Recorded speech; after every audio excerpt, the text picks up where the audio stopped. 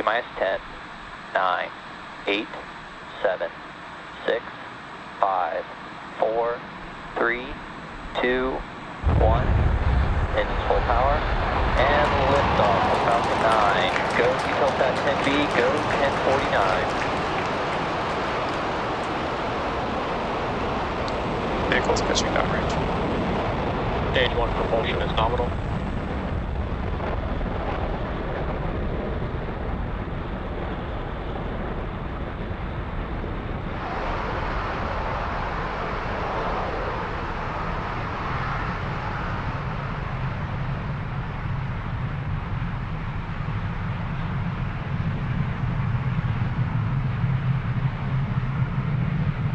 Falcon 9 has successfully lifted off from Pad 40 at Cape Canaveral Space Force Station, carrying the Eutelsat-10B satellite. Power and telemetry. Now, during ascent, the M1D engines will actually swivel and help steer Falcon 9. This is known as gimbal. The rocket autonomously tilts the engines just a few degrees, and this gimbaling allows the vehicle to Falcon perform supersonic. a gravity turn, which is when we go vertical as well as horizontal. Now we're still going up, but we are also heading horizontally away from the launch pad. And we have just heard that we've passed through max Q. That is the largest structural load that the vehicle sees on ascent. Now we will throttle those M1D engines back up on the first stage. This is a really cool tracking view of our Falcon 9 vehicle. Coming up next, in about a minute, we will have a few events happening back to back. That will be MECO, engine chill has started. MECO, stage separation, and SES-1. We just heard that call out that the MVAC engine is chilling. Now, MECO is main engine cutoff. That is where all 9 of the M1D engines shut down on the first stage. That's what you're seeing lit up on your screen there. They will shut down in preparation for stage separation. That's where the first and second stages will separate. Stage 1 will not be landing on today's mission, and stage 2 will continue on its journey to take the Eutelsat-10B satellite to its targeted drop-off orbit. Now those events are coming up here in about 20 seconds.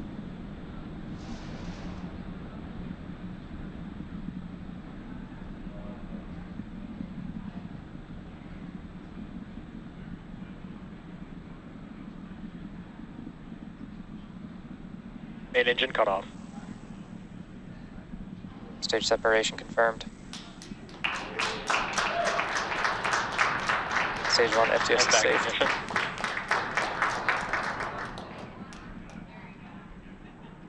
Great news, we did have MECO stage separation, and there you can see on your screen that MVAC engine has ignited. Now, as a reminder, we are not attempting to land our first stage today, as our mission requires more performance, so it will use up the fuel typically used for landing. Now, coming up next will be fairing separation in a few seconds here.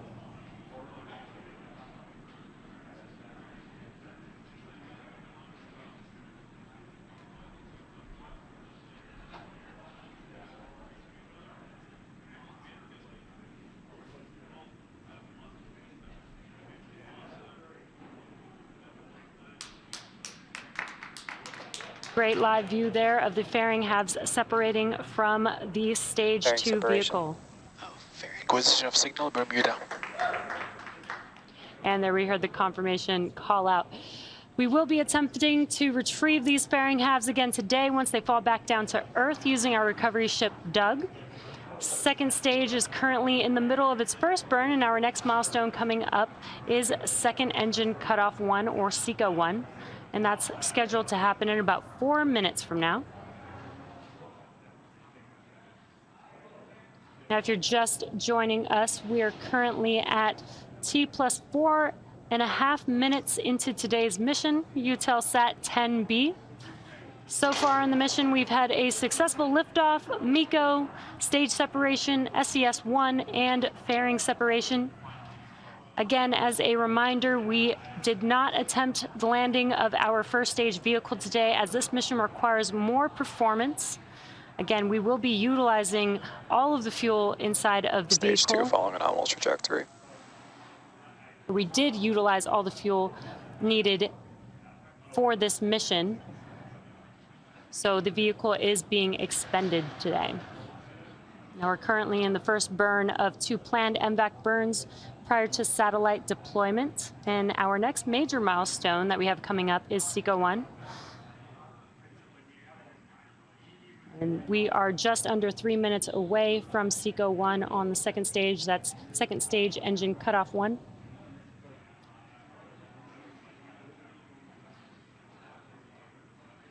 And we did hear that stage 2 is on a nominal trajectory, so good news there. Again, what you're seeing on your screen is a live view on the Falcon 9 second stage, looking at our MVAC engine. Now, the MVAC engine is optimized for 220,500 pounds of thrust in the vacuum of space. It utilizes liquid oxygen RP1. That's what we fill our vehicles with. And the Merlin vacuum engine also features a larger exhaust section and a significantly larger expansion nozzle, and that's compared to the M1D engines that you see on the first stage vehicle. Now, this is to maximize the engine's efficiency in the vacuum of space. At full power, the Merlin vacuum engine operates with the greatest efficiency ever for an American-made hydrocarbon rocket engine. Again, if you're just now joining us, you are watching the mission for Eutelsat-10B's satellite. And we are just a little over a minute away from SECO-1 on the second stage. Now, prior to liftoff, some of you may have noticed that our second stage looks very similar to first stage. Not only does it look similar, but it also has the same diameter, uses the same metal in the tanks, same computers, same propellant, and nearly the same engine. Now, this allows us to use similar tooling, design, and systems to essentially build 2 rockets that are more reliable.